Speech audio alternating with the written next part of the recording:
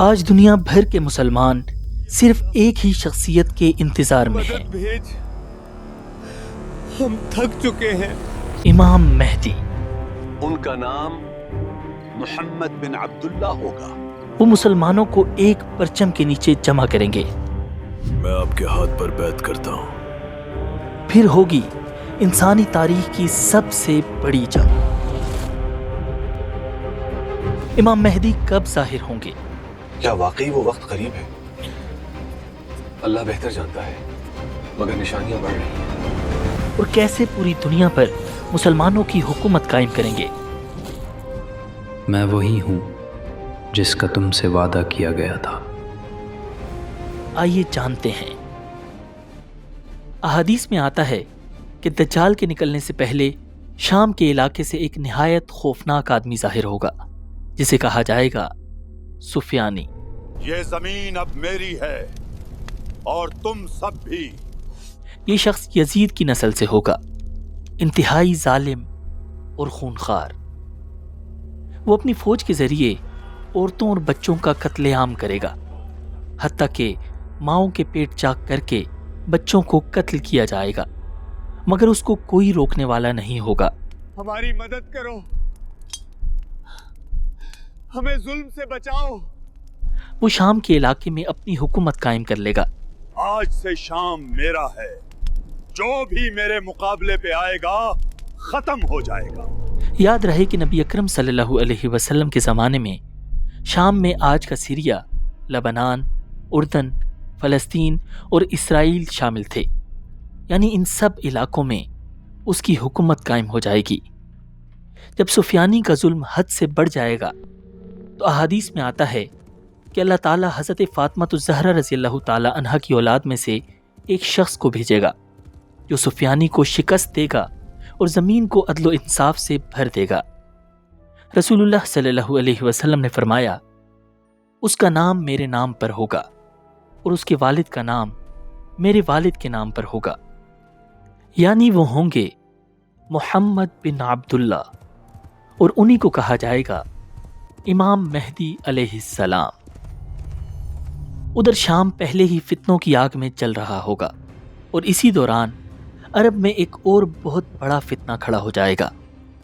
نبی اکرم صلی اللہ علیہ وسلم نے ارشاد فرمایا، عرب میں ایک خلیفہ کی موت کے بعد شدید اختلاف پیدا ہوگا اور قبائل آپس میں لڑ پڑیں گے۔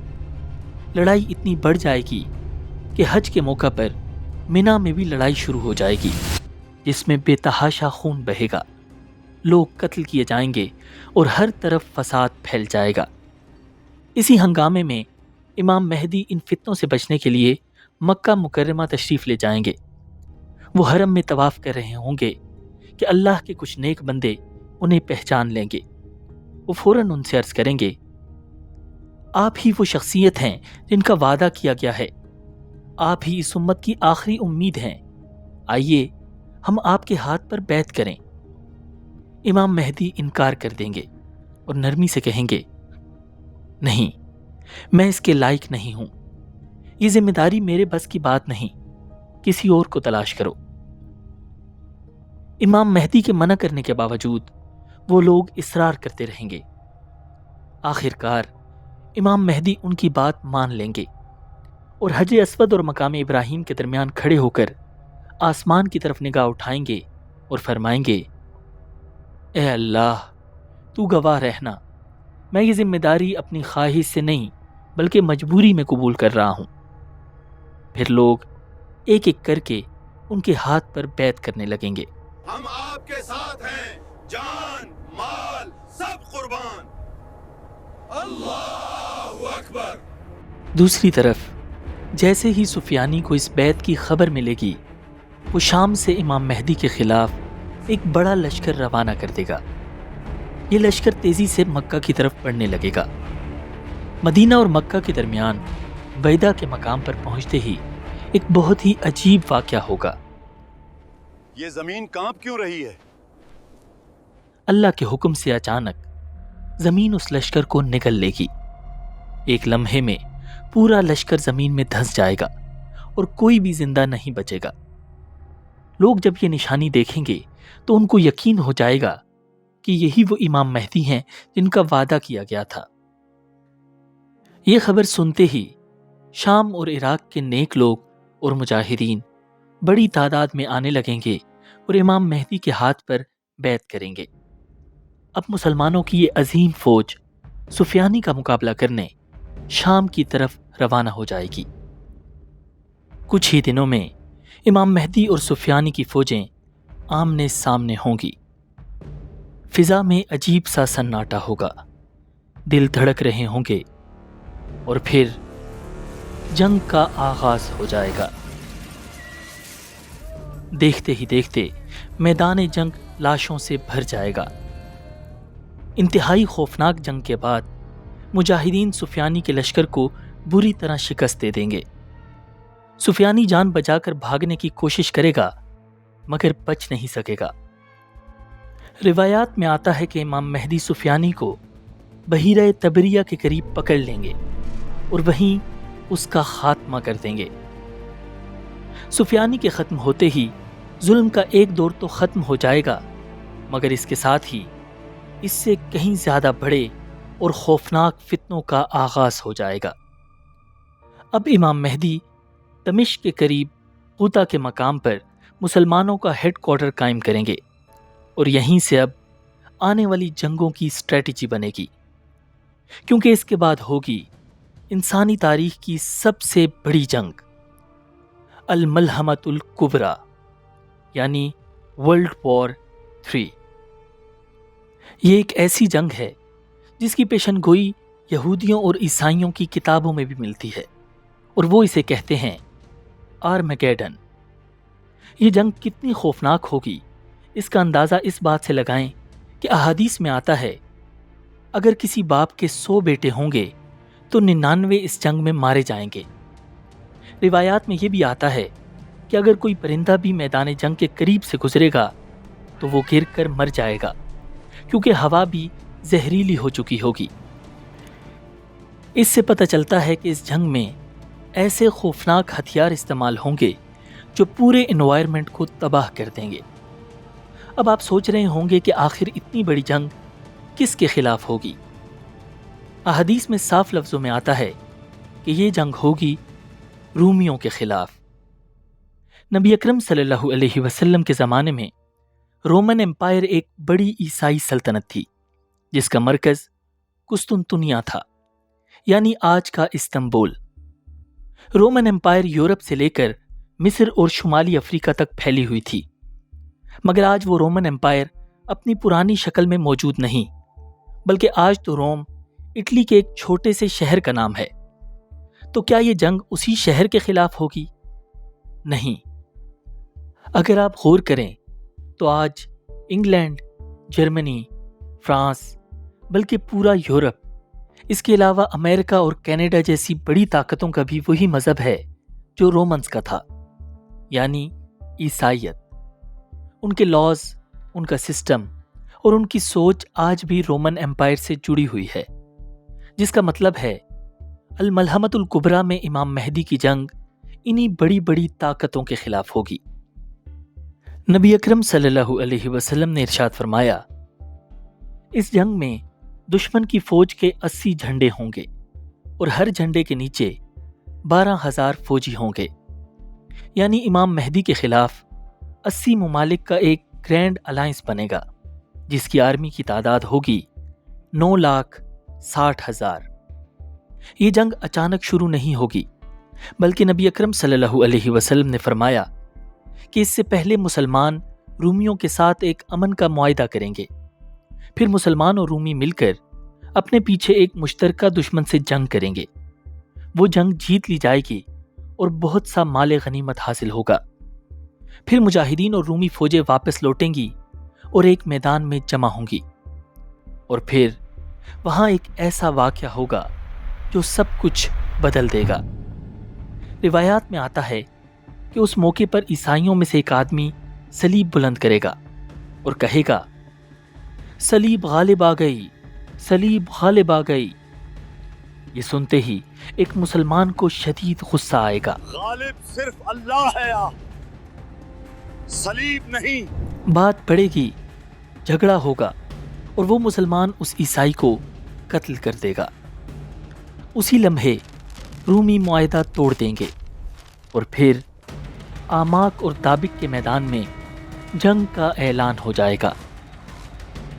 دونوں فوجیں آمنے سامنے ہوں گی اور پھر انسانی تاریخ کی سب سے بڑی جنگ شروع ہو جائے گی۔ یہ جنگ اتنی سخت ہوگی کہ نبی اکرم صلی اللہ علیہ وسلم نے فرمایا، اس جنگ میں مسلمان 3 حصوں میں بٹ جائیں گے، 1/3 پیچھے ہٹ جائیں گے اور شکست قبول کر لیں گے۔ اللہ تعالیٰ ان کی توبہ کبھی قبول نہیں فرمائے گا۔ 1/3 میدان جنگ میں شہید کر دیے جائیں گے۔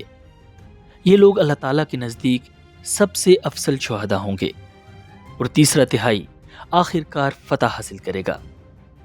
نبی اکرم صلی اللہ علیہ وسلم نے فرمایا، یہ وہ لوگ ہوں گے جو اس کے بعد کبھی کسی فتنے میں مبتلا نہیں ہوں گے، مگر یہ فتح فوراً نہیں آئے گی، بلکہ یہ خوفناک جنگ کئی دن تک جاری رہے گی۔ روایات میں یہ بھی آتا ہے کہ امام مہدی کی مدد کے لیے مشرق میں خراسان کے علاقے سے کالے جھنڈوں والے نکلیں گے۔ حضور صلی اللہ علیہ وسلم کے زمانے میں خراسان کا علاقہ کافی وسیع تھا۔ اس میں آج کا ایران، افغانستان، ترکمانستان اور ازبیکستان کے کچھ حصے شامل تھے۔ انہی علاقوں سے لشکر امام مہدی کی مدد کے لیے جائے گا۔ حضور صلی اللہ علیہ وسلم نے فرمایا کہ جب تم دیکھو کالے جھنڈے خراسان کی طرف سے آئے ہیں تو ان میں ضرور شامل ہو جانا۔ جنگ اپنے عروج پر ہوگی۔ امام مہدی کی طرف سے لڑائی کے لیے مجاہدین کے خاص دستے بھیجے جائیں گے۔ یہ وہ لوگ ہوں گے جو موت کی شرط پر نکلیں گے۔ پہلے دن مسلسل جنگ ہوتی رہے گی اور شام ہونے تک مجاہدین کا یہ موت کا دستہ شہید ہو جائے گا۔ اگلے دن پھر موت کے دستے بھیجے جائیں گے، لیکن وہ بھی دن کے آخر تک شہید ہو جائیں گے۔ تیسرے دن بھی ایسا ہی ہوگا۔ دن بدن مسلمانوں کی تعداد کم ہوتی جائے گی۔ پھر چوتھے دن مسلمان ایک انتہائی اہم فیصلہ کریں گے۔ ہم سب کو مل کر حملہ کرنا چاہیے۔ اور پوری مسلمان فوج مل کر کفار پر حملہ کر دے گی۔ اس دن شدید ترین لڑائی ہوگی، ایسی لڑائی جو اس سے پہلے آج تک کبھی نہیں ہوئی، اور پھر اللہ تعالیٰ مسلمانوں کو فتح عطا کر دے گا۔ اللہ اکبر! رومی فوج کو شکست دینے کے بعد مسلمانوں کا اگلا ٹارگٹ ہوگا رومنز کا ہیڈ کوارٹر قسطنطنیہ، یعنی آج کا استنبول۔ یہ دجال کے نکلنے سے پہلے مسلمانوں کا آخری مارکہ ہوگا۔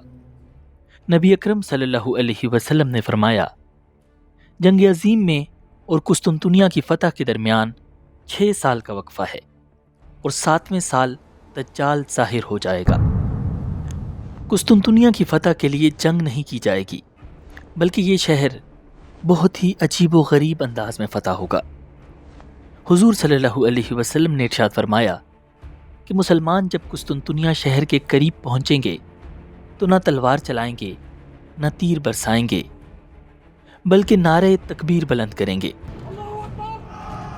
اچانک شہر کی ایک سائڈ کی دیوار گر جائے گی، پھر دوبارہ نعرہ تکبیر بلند ہوگا، اور قسطنطنیہ کا دوسرا کنارہ بھی ڈھیر ہو جائے گا۔ تیسری بار جب اللہ کا نام لیا جائے گا تو شہر کا دروازہ خود بخود کھل جائے گا، اور مسلمان اللہ کی مدد سے بغیر جنگ کیے شہر میں داخل ہو جائیں گے۔ وہاں بہت سا مال غنیمت ہوگا۔ روایات میں آتا ہے کہ مجاہدین اپنے ہتھیار زیتون کے درختوں پر لٹکا دیں گے، فضا میں سکون ہوگا اور لوگ شکر ادا کر رہے ہوں گے، مگر اسی لمحے ایک خوفناک آواز سنائی دے گی، دجال نکل آیا ہے، وہ تمہارے گھروں تک پہنچ چکا ہے۔ لوگ کہیں گے، یہ چیخ کر آواز دینے والا کون ہے؟ کسی کو پتہ نہیں چلے گا کہ وہ آواز کس نے دی ہے۔ پھر لوگ کہیں گے، جاسوس جماعت کو بھیجو تاکہ سچائی کا پتہ چلے۔ پھر مجاہدین میں سے 10 جاسوس گھڑ سواروں کو یہ خبر کنفرم کرنے کے لیے مقام لد کی طرف بھیج دیا جائے گا۔ لد فلسطین میں واقع ہے اور وہاں پر آج کل اسرائیل کا قبضہ ہے۔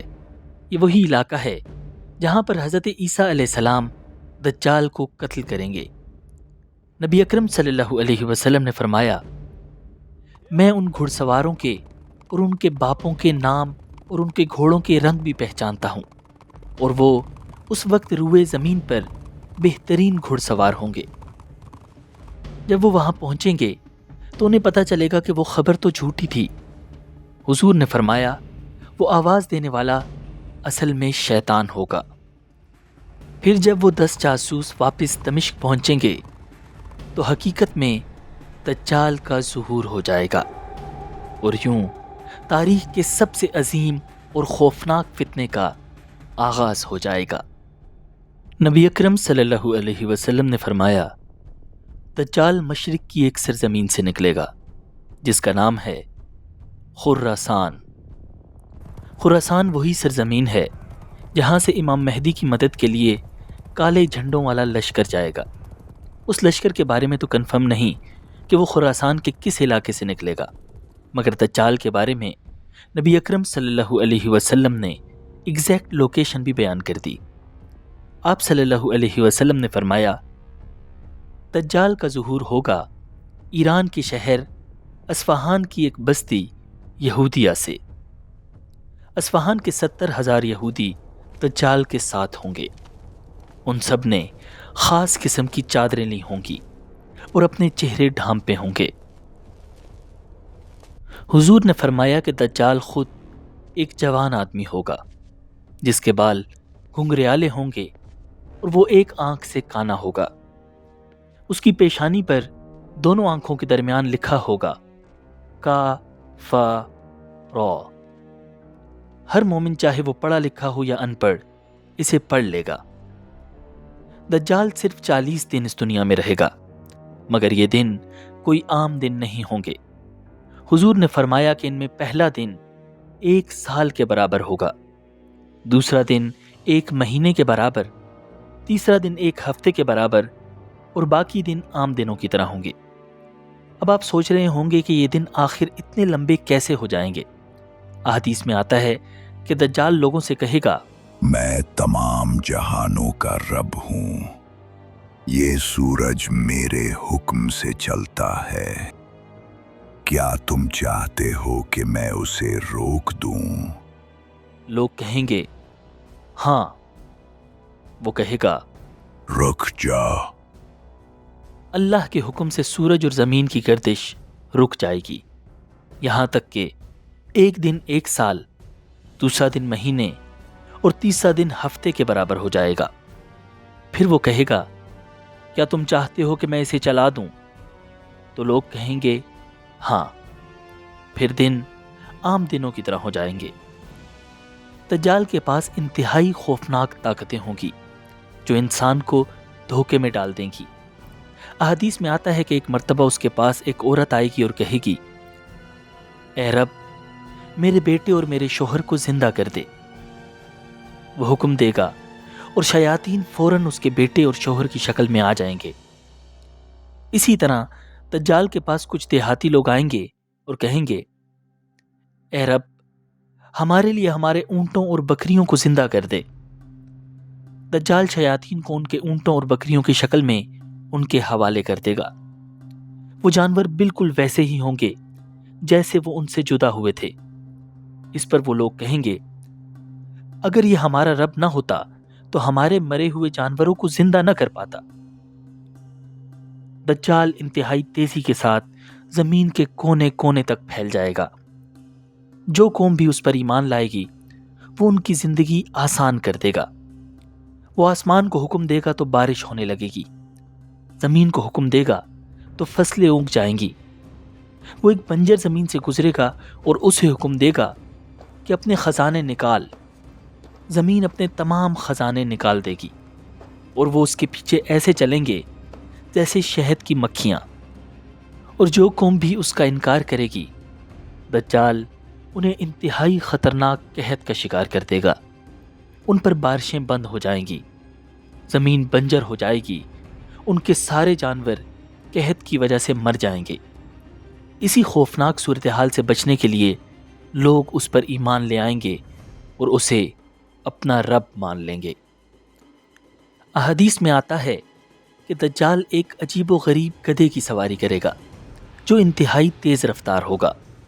وہ ہوا میں ایسے اڑے گا جیسے کوئی بادل ہوا میں تیرتا ہے۔ اس گدھے کے دونوں کانوں کے درمیان 40 گز کا فاصلہ ہوگا اور اس کا ایک قدم 3 دن کے سفر کے برابر ہوگا۔ اب یہ گدھا کوئی اصل کا جانور ہوگا یا نبی اکرم صلی اللہ علیہ وسلم کا اشارہ ماڈرن جہازوں کی طرف ہے، یہ تو آنے والا وقت ہی بتائے گا۔ مگر احادیث میں آتا ہے کہ اس دنیا میں کوئی ایسا شہر نہیں ہوگا جہاں دجال نہ پہنچے، سوائے 2 شہروں کے، مکہ معظمہ اور مدینہ منورہ۔ حضور صلی اللہ علیہ وسلم نے فرمایا، ان دونوں شہروں کے ہر راستے پر فرشتے کھڑے ہوں گے، نہ دجال اور نہ ہی اس کا کوئی ساتھی ان میں داخل ہو سکے گا۔ دجال مدینہ کے قریب ایک کھاری اور بنجر زمین تک پہنچ جائے گا۔ اس وقت مدینہ کی زمین میں 3 خوفناک زلزلے آئیں گے، اور جو بھی کافر یا منافق ہوگا اللہ تعالیٰ اسے مدینہ سے باہر نکال دے گا۔ اسی دوران ایک بہت عجیب واقعہ ہوگا۔ احادیث میں آتا ہے کہ مومنوں میں سے ایک شخص مدینہ سے نکل کر دجال کی طرف بڑھے گا۔ رستے میں دجال کے محافظ اسے روک کر پوچھیں گے، کہاں جا رہے ہو؟ وہ مومن پرسکون لہجے میں کہے گا، میں اس شخص کی طرف جا رہا ہوں جو ابھی ظاہر ہوا ہے۔ وہ محافظ چونک جائیں گے، کہیں گے، کیا تم ہمارے رب پر ایمان نہیں رکھتے؟ وہ مومن کہے گا، ہمارے رب کے بارے میں کوئی بات چھپی ہوئی نہیں۔ اب وہ غصے میں آ جائیں گے، کہیں گے، اسے قتل کر دو۔ پھر اچانک ایک دوسرے کو یاد دلائیں گے، نہیں، ہمارے رب نے ہمیں منع کیا تھا کہ اس کے سامنے پیش کرنے سے پہلے کسی کو قتل نہ کریں۔ اب وہ اسے پکڑ کر دجال کے سامنے لے جائیں گے۔ جیسے ہی وہ مومن دجال کو دیکھے گا، اس کی آواز بلند ہو جائے گی۔ وہ پکار کر کہے گا، لوگو، یہ وہی دجال ہے جس کا ذکر رسول اللہ صلی اللہ علیہ وسلم نے فرمایا تھا۔ یہ سنتے ہی دجال کا چہرہ بدل جائے گا۔ وہ حکم دے گا، اسے پکڑو۔ اس کے جسم کو کھینچ کر باندھ دیا جائے گا۔ پھر دجال کہے گا، اس کا سر اور منہ توڑ دو۔ وہ لوگ اسے بہت ماریں گے۔ پھر دجال اس سے پوچھے گا، کیا اب بھی مجھ پر ایمان نہیں لاتے؟ وہ مومن جواب دے گا، تو جھوٹا مسیح ہے۔ اس پر دجال کا غصہ بڑھ جائے گا۔ وہ حکم دے گا، اسے چیر دو۔ اس کے سر کے درمیان سے آری چلائی جائے گی اور جسم 2 حصوں میں کاٹ دیا جائے گا۔ پھر دجال ان دونوں ٹکڑوں کے درمیان چلے گا اور کہے گا، کھڑے ہو جاؤ۔ اللہ کے حکم سے وہ شخص دوبارہ زندہ ہو کر کھڑا ہو جائے گا۔ پھر دجال اس سے پوچھے گا، اب بتاؤ، کیا مجھ پر ایمان لاتے ہو؟ وہ مومن کہے گا، اب تو تمہارے بارے میں میرا یقین اور بھی بڑھ گیا ہے۔ پھر وہ زور سے کہے گا، لوگو، میرے بعد یہ دجال کسی کے ساتھ ایسا نہیں کر سکے گا۔ یہ سن کر دجال اسے دوبارہ قتل کرنا چاہے گا اور اسے ذبح کرنے کے لیے بڑھے گا، مگر اللہ کے حکم سے اس کی گردن تانبے کی بن جائے گی۔ دجال جتنا زور لگائے گا وہ اسے قتل نہیں کر سکے گا۔ آخر کار وہ غصے میں آ کر اسے اپنی آگ میں ڈلوا دے گا۔ لوگ سمجھیں گے کہ دجال نے اسے آگ میں پھینک دیا ہے، مگر حقیقت یہ ہوگی کہ وہ شخص اللہ کی طرف سے جنت میں داخل ہو چکا ہوگا۔ حضور صلی اللہ علیہ وسلم نے فرمایا، یہ شخص شہادت میں رب العالمین کے سامنے سب لوگوں سے بڑا ہے۔ احادیث میں آتا ہے کہ دجال لوگوں کے سامنے جنت اور جہنم لائے گا۔ اس کے ساتھ دہکتی ہوئی آگ ہوگی، پانی کی نہریں ہوں گی اور رزق کے پہاڑ ہوں گے۔ نبی اکرم صلی اللہ علیہ وسلم نے ارشاد فرمایا، جس چیز کو وہ جنت کہے گا وہ اصل میں جہنم ہوگی، اور جو اس کی آگ ہوگی اصل میں وہ ٹھنڈا اور میٹھا پانی ہوگا۔ اگر تم میں سے کوئی اس کا زمانہ پائے تو اس آگ میں گر جانا، کیونکہ وہی اصل نجات ہوگی۔ دجال کا فتنہ اتنا خطرناک ہوگا کہ کوئی انسان اس کا مقابلہ نہیں کر پائے گا۔ پوری دنیا پر دجال کا مکمل کنٹرول ہو جائے گا۔ بالآخر اللہ تعالیٰ کی طرف سے اس فتنے کے خاتمے کا فیصلہ کر دیا جائے گا اور حضرت عیسیٰ علیہ السلام کو آسمان سے نازل کر دیا جائے گا۔ احادیث کے مطابق حضرت عیسیٰ علیہ السلام دمشق کی جامع مسجد کے مشرقی سفید مینار پر نازل ہوں گے۔ آپ نے ہلکے زرد رنگ کے 2 کپڑے پہن رکھے ہوں گے اور اپنے ہاتھ 2 فرشتوں کے پروں پر رکھے ہوئے ہوں گے۔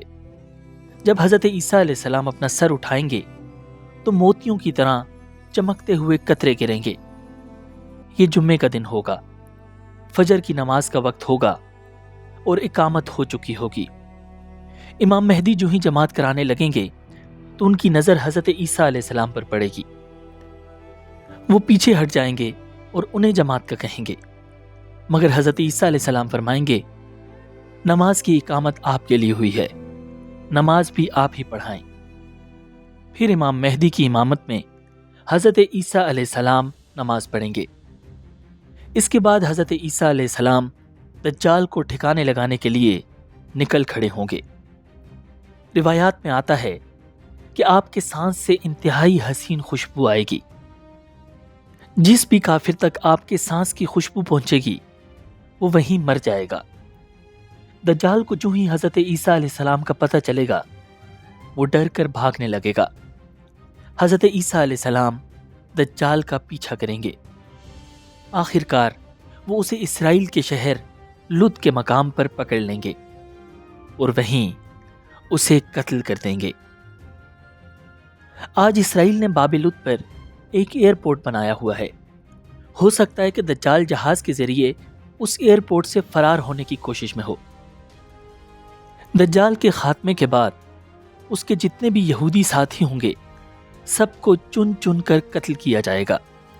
احادیث میں آتا ہے کہ اس دن اگر کسی بھی درخت یا پتھر کے پیچھے یہودی چھپے گا تو وہ درخت اور پتھر کہے گا، اے مسلمان، اے اللہ کے بندے، میرے پیچھے یہودی چھپا ہوا ہے، اسے قتل کر دے۔ حضور صلی اللہ علیہ وسلم نے فرمایا کہ ہر درخت یہ بولے گا سوائے غرقد کے درخت کے، کیونکہ غرقد یہودیوں کا درخت ہے۔ پھر اس کے بعد امام مہدی کا انتقال ہو جائے گا۔ روایات میں آتا ہے کہ امام مہدی کل 7 یا 9 سال مسلمانوں کی قیادت کریں گے، جبکہ حضرت عیسیٰ علیہ السلام زمین پر 40 سال قیام کریں گے۔ حضور صلی اللہ علیہ وسلم نے فرمایا کہ حضرت عیسیٰ علیہ السلام صلیب کو توڑ دیں گے اور خنزیر کو قتل کر دیں گے، یعنی عیسائیوں کے سارے غلط عقائد ختم کر دیں گے۔